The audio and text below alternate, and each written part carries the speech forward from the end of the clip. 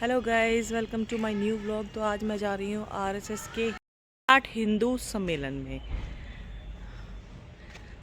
हम हिंदू हैं तो हमारा फ़र्ज़ है।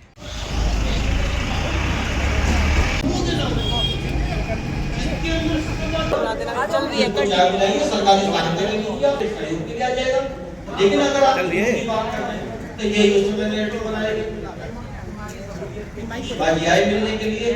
जय श्री राम भैया, जय श्री राम भैया, जय श्री राम। आपका फोटो खिंचवाता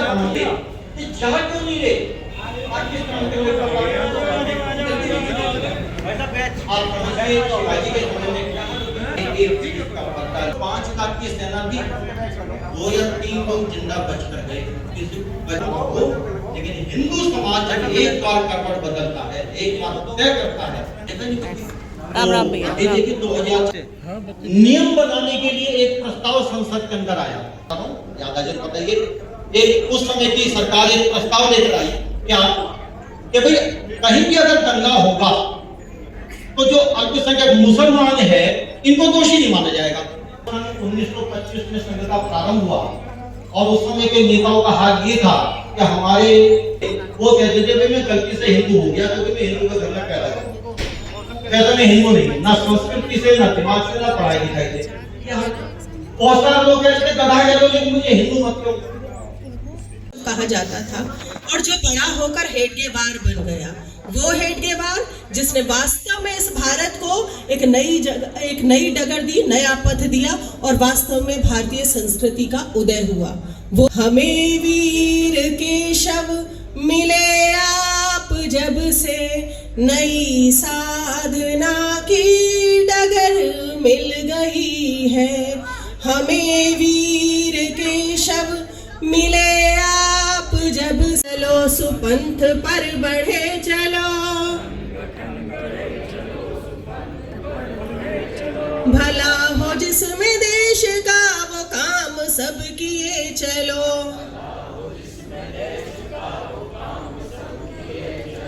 आ रही है आज चारों ओर से यही पुकार, वो कनाडा में चला जाएगा, वो अमेरिका में चला जाएगा। और ये दुर्भाग्य है भारत का कि वास्तव में अगर वो बच्चा यहाँ रहेगा तो आपके भारत को बहुत अच्छे से विकसित करेगा, क्योंकि आज भारत विश्व गुरु बनने के कगार पर है। लेकिन हमें हिंदुओं को ही वास्तव में जगने की आवश्यकता है। हम सबसे बड़ी चीज एक बात बोलते हैं कि जनसंख्या कानून भाजपा क्यों नहीं लाती, बहुत सारे लोगों का एक ऐसा विषय है। महाराज जी हमारे बीच में उपस्थित हो गए हैं, तालियों से, जोरदार तालियों से उनका स्वागत करेंगे, उनका स्वागत करें, क्योंकि जो करतल ध्वनि है वो हमारे विज्ञान का भी एक बहुत बड़ा चमत्कार है। जब आप ताली बजाएंगे तो ऊर्जा उत्पन्न होगी और ऊर्जा से सर्दी नहीं लगेगी। तो सभी को जोरदार तालियां बजानी है। हाजी भाई सबसे भी मैं अनुरोध करूंगी कि मंच पर आप अपना आसन ग्रहण करें।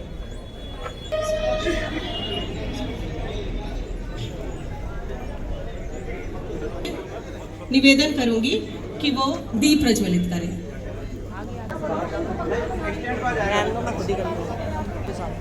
फर्स्ट स्टेप देखो कितनी क्लियर आ रही है। पहले वो दीप ज्योति जनार्दना दीप कल्याणम आदर्शाय आत्मज्योति। मैं भेज दूंगी आ रही है।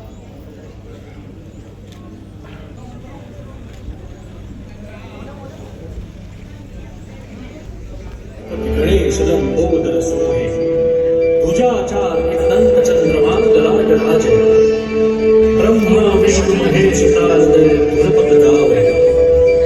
अति विचित्र गणनाथ आज मृदंग बजा, मृदंग बजा, मृदंग बजा।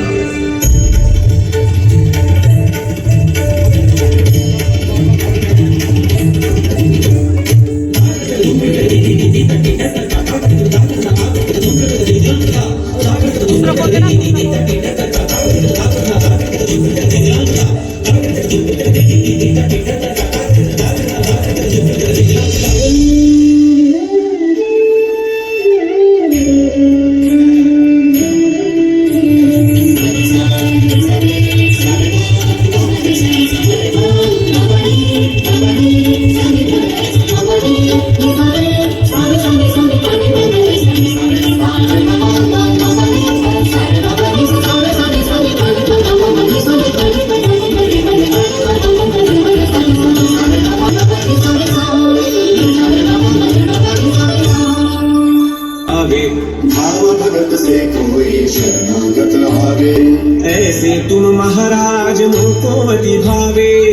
स्वामी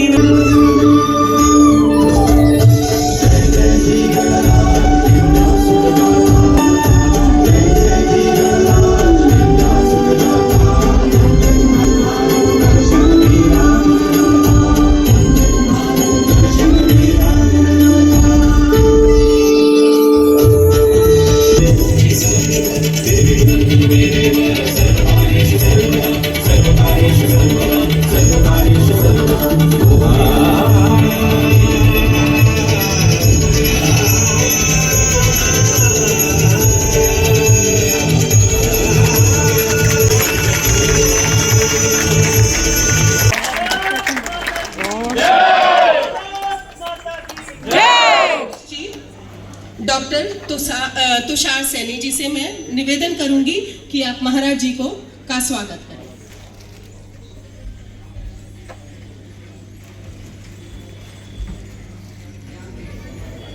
सर इसकी स्लिप हटा दीजिए, फोटो में फिर आती है।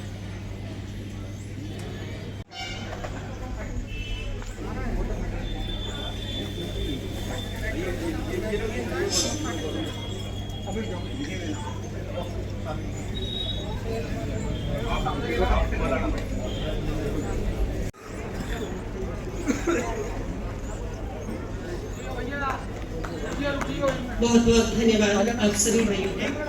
द्वितीय जो श्रेणी है स्वागत की, श्रीमान गौतम खट्टर जी का स्वागत हेतु मैं आयोजन समिति जो है उसमें श्रीमान नेम सिंह जी से निवेदन करूंगी कि आप भाई साहब का स्वागत करें। श्रीमान नेम सिंह जी, श्री प्रदीप बंसल जी, श्री अमित सिंघल जी, श्री विनोद राणा जी, श्री प्रवीण गुप्ता जी से निवेदन करूंगी कि आप गौतम खट्टर जी का स्वागत करें। पट्टा देकर एवं प्रतीक चिन्ह देकर आप उनका है कि चेहरा किसी शब्दों का मोहताज नहीं होता। वास्तव में कई बार हम ऐसे कर्म कर देते हैं जो हमें अपने आप में समाज में प्रतिष्ठा में प्रदान कर देते हैं। श्रीमान गौतम खट्टर जी के लिए शब्द ये बोले जाते हैं कि आप वास्तव में हिंदुत्व की एक बहुत बड़ी पहचान है।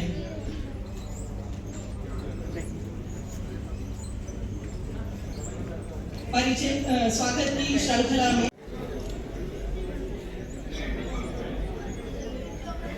धन्यवाद भाई साहब, सभी लोगों का बहुत हृदय से धन्यवाद। आगे की श्रृंखला श्रीमान रमन गुप्ता जी के स्वागत के लिए मैं श्रीमान अमिताभ जी, श्री विजय गोयल जी, श्री मयंक जैन जी, श्री कमल बंसल जी से निवेदन करूंगी कि आप पटका पहनाकर स्मृति चिन्ह देकर भाई साहब का भी स्वागत करें।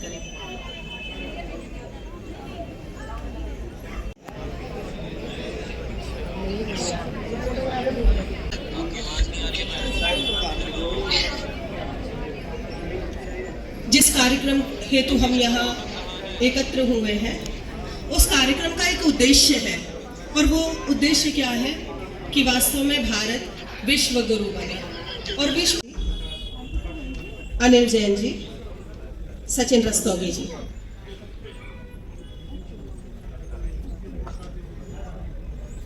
स्वागत की अगली श्रृंखला में दिनेश सिंघल जी, जिनका भी नाम बोलता रहे कृपया कर आप मंच की ओर आ जाएं। दिनेश सिंघल जी, अमित सिंघल जी, जितेंद्र मित्तल जी, तुषार सैनी जी। मैं महाराज जी से भी निवेदन करूंगी कि आप इन भाइयों का स्वागत करें और आप तो स्वागत के आशीर्वाद इन्हें दें कि ये इसी तरीके से कार्यक्रम होते रहे और हिंदू जगता रहे।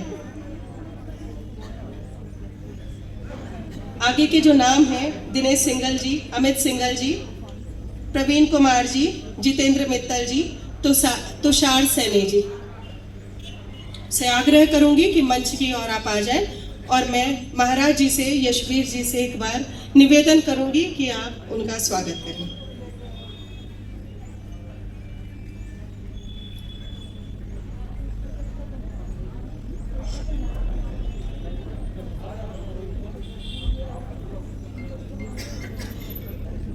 स्वागत की जो अगली कड़ी है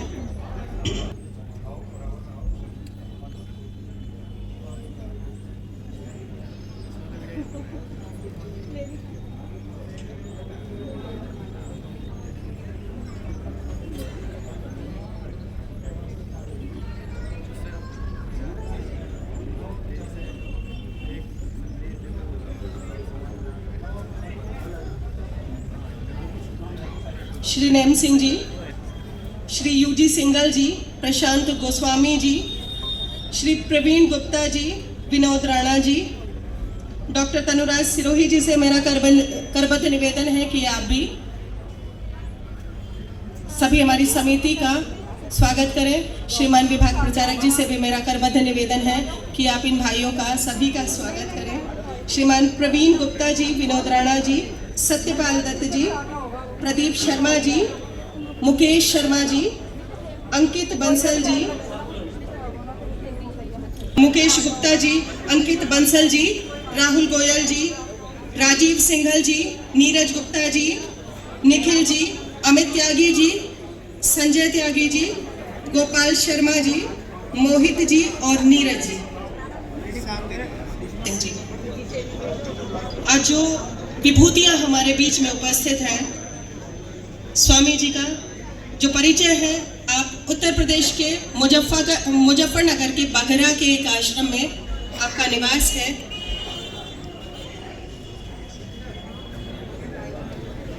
आप ब्रह्मचारी जीवन आप जीते हैं। महाराज जी को किसी परिचय की आवश्यकता नहीं है।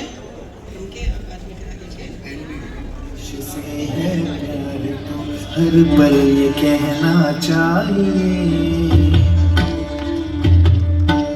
मैं रहूं या ना रहूं, भारत ये रहना चाहिए।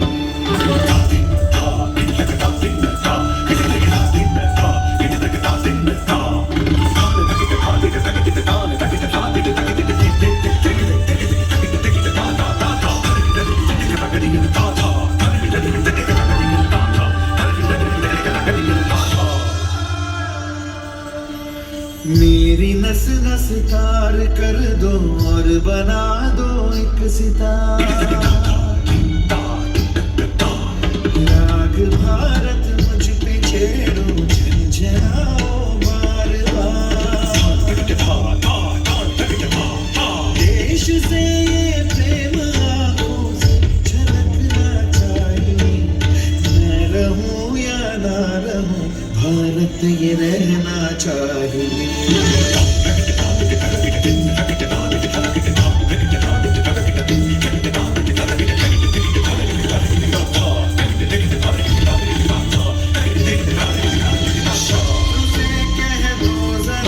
सीमा में रहना सीख ले,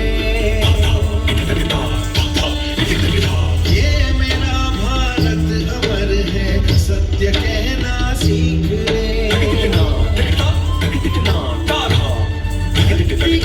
इस शक्ति को बढ़कर दिखाना चाहिए, रहूं या ना रहूं, भारत ये रहना चाहिए।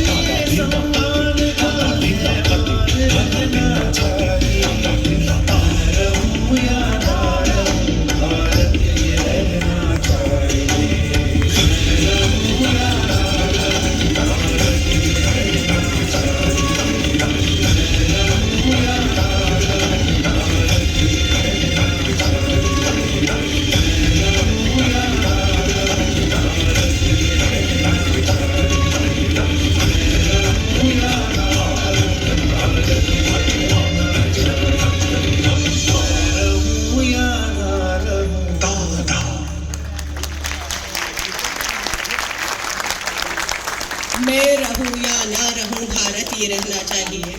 मुझे यहाँ अटल जी की दो कविता की दो पंक्तियां याद आती हैं। एक बार हम जोरदार नारा भी लगा सकते हैं, भारत माता की जय। भारत माता की जय। अटल जी ने कहा था कि भारत आज भी 100 वर्षों से संघ काम कर रहा है, लेकिन अपनी इतनी बड़ी बस्ती में से हम यहाँ पर कितनी संख्या में बैठे हुए हैं? इसलिए उस समय कैसी परिस्थितियां थी, हम उनके वाक्य सुनते भी हैं, जवाहरलाल नेहरू का वाक्य सुनते भी हैं, मैं एक्सीडेंटल हिंदू, मुझे हिंदू मत कहो, गधा के लोग। यानी कि इतनी बड़े दायित्व पर होते हुए भी, इतने बड़े संघर्ष के लिए जिस पार्टी में काम कर रहे थे, उसके पश्चात भी हिंदुत्व के प्रति उनके मन का मनोबल कैसा था। यहां से अपने हिंदू समाज को संगठित करने की आवश्यकता है। जो हिंदू समाज के ऊपर इतने 1000 वर्षों से अत्याचार हुए हैं, और उन अत्याचार के कारण से जो मन एक संकुचित हो गया है कि मैं क्या कर सकता हूं, मैं अकेला हूं, वो अकेले का भाव निकालकर संगठन का भाव उनके अंदर डाले तो देखते थे तो आराम से प्राप्त हो जाता है। आज देखते हैं तो 40-45 फीट पर जाकर के ट्यूबवेल का पंखा लगता है, तो पंखे से आता भी नहीं, समरसेबल लगाने पड़ती। जैसा भी बोला जा रहा है, चाहे सांस्कृतिक कार्यक्रम हो या भाइयों का स्वागत हो, कार्यक्रम में थोड़ी सी शीघ्रता करें क्योंकि समय की प्रतिबद्धता है, समय हमारे पास। मेरे सामने लोग बैठे हैं, मेरे साथ जय घोष में सम्मिलित हो। भारत माता की, भारत माता की, वंदे वंदे।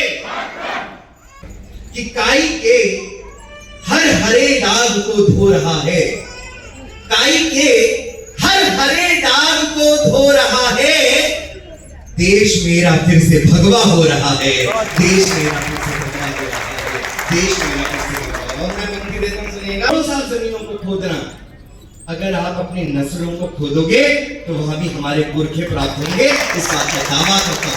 पंक्ति पर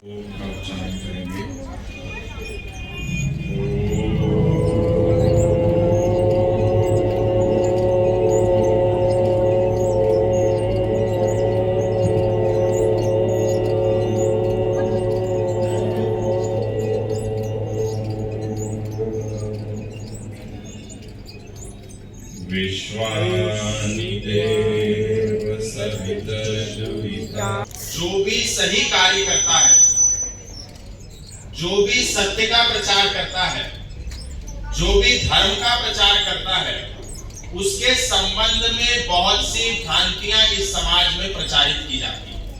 खाना रानी के विषय में बता रहे थे, इनका नाम ही नहीं सुना किसी ने, क्योंकि हिंदू समाज को अब थोड़ी जागृति आई।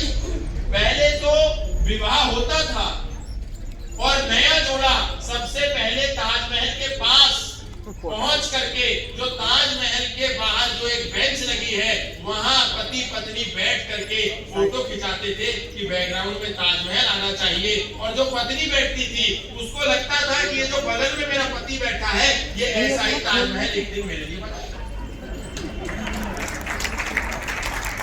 अब जाकर के लोगों में जागृति आई कि ये जो ताजमहल है, ये तो प्रेम का प्रतीक है ही नहीं, क्योंकि जैन साहब ने और जैन साहब जैसे बहुत सारे राष्ट्रवादी लोगों ने देश में घूम घूम के सत्य का प्रचार किया। आप भी जैन हैं, जिन्होंने कविता के माध्यम से दुनिया को बताया कि ताजमहल प्रेम की निशानी नहीं है। मर्यादा पुरुषोत्तम श्री राम ने 50 किलोमीटर का सेतु बनाया माता सीता को पुनः प्राप्त करने के लिए।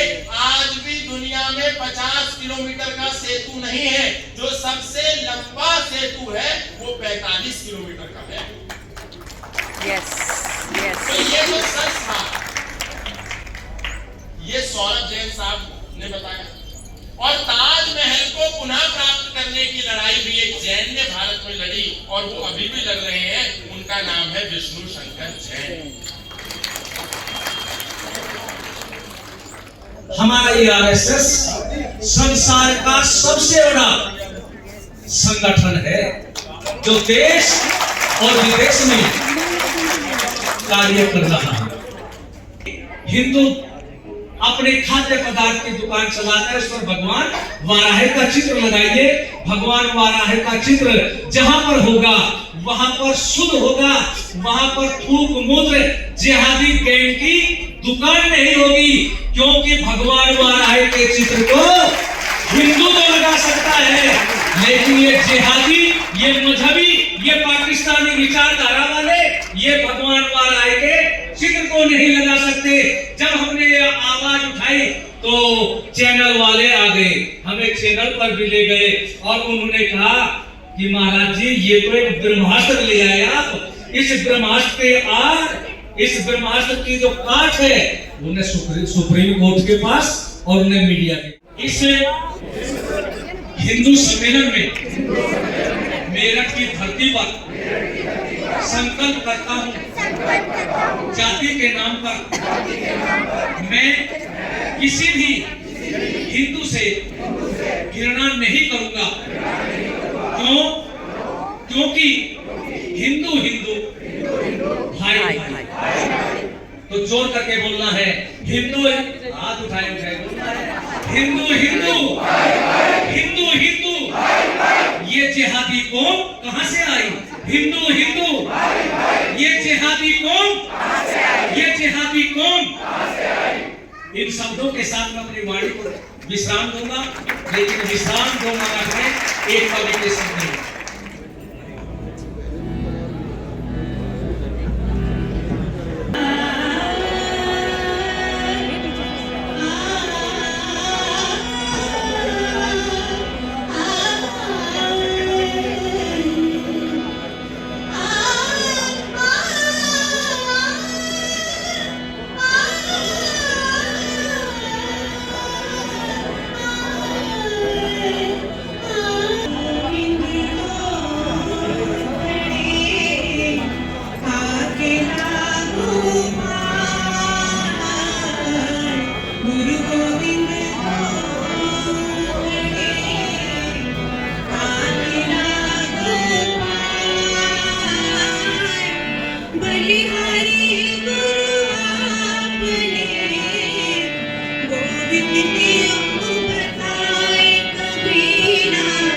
गोविंद दियो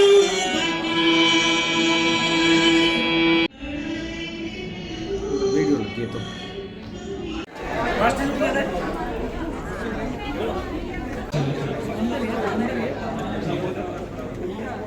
बच्चों का कार्यक्रम हुआ उनको मंच पे आकर के दिल में जिन जिन बच्चों का कार्यक्रम हुआ उन बच्चों को कार्यकारिणी समिति सभी आ रहे हैं। अपनी कार्यकारिणी समिति कृपया मंच की तरफ आए।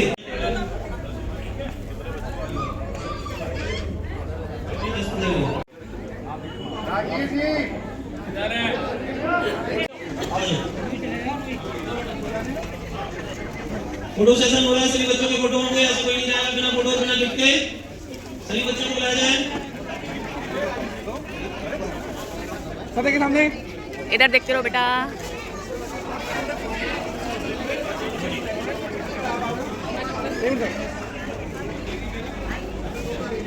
एक गिफ्ट बच्चे तो मुझे भी दे देना।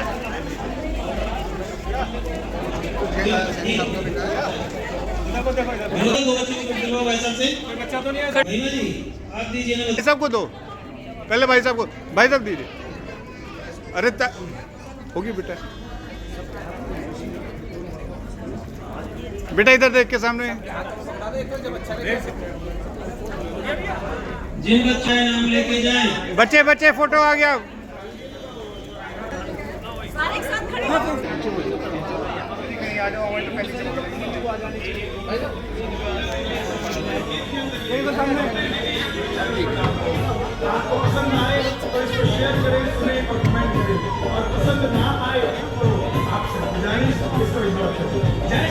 जय श्री राम। जय श्री राम।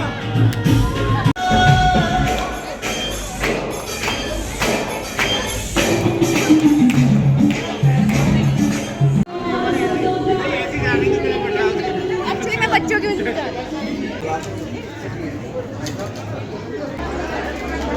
तो किसी भी प्रोग्राम की जो समापन होता है वो प्रसाद के साथ होता है। तो सभी लोगों ने प्रसाद ले लिया है और ये विराट हिंदू सम्मेलन का ये प्रोग्राम यहीं पर समाप्त होता है। मोरल ऑफ द स्टोरी जो मैंने ऑब्जर्व किया है कि हिंदू हिंदू भाई भाई और हमें किसी भी हिंदू से नफ़रत नहीं करनी चाहिए। अगर वो गलत है तो उसको सही करो, फिर भी उससे नफ़रत मत करो। और इसकी शुरुआत हमें अपने घर से ही करनी होगी। तो इसी के साथ बाय बाय, गुड नाइट।